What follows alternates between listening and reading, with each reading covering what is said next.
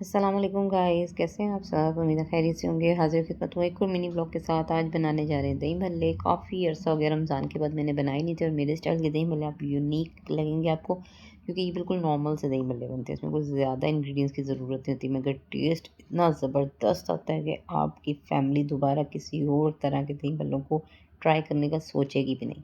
सो अब हम आते हैं वीडियो की जानिब और चेक कर सकते हैं आप कि मैंने जो व्यू स्टार्ट में डाला उसी से आपका दिल करेगा कि आप आगे भी वीडियो देखें। जनाब मैंने लिया है 1 कप। मैंने हमेशा आपको बताया मैं इंग्रेडिएंट्स अपने हिसाब से लेती हूँ, आप अपनी फैमिली के हिसाब से मैनेज कर लिया करें। मैंने लिया है तकरीबन हाफ़ कप बेसन, उस पे मैंने डाला है अजवाइन, लाल मिर्च, ठीक है जी, और नमक, और half tea spoon soda, baking soda जो खाने वाला होता है।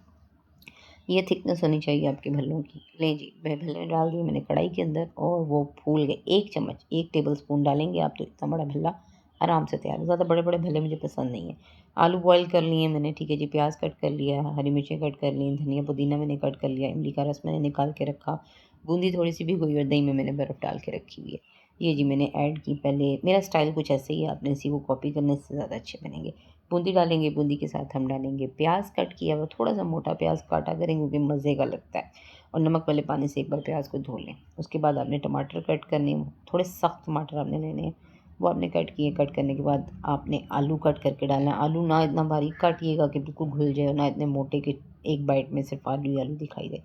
लें जनाब, दही में मैंने डाली 2 चम्मच चीनी, 1 चम्मच चाट मसाला, 1 चम्मच धड़ा मिर्च, 1 चम्मच छोटी खाने की गरम मसाला, और उसमें इमली का पानी, जो इमली का पल्स निकाले थे वो हमने मिक्स किया। उसके बाद हमने वो भल्ले अपने चारों लगाए और लगाने के बाद वो दही इसमें ऐड करना। करने के बाद धनिया पुदीना गार्निश के लिए यूज़ करेंगे, हरी मिर्चें काट के डालेंगे, और उसके बाद most favourite ingredients ketchup, chilli garlic sauce, वो आप डालेंगे, ठीक है जनाब।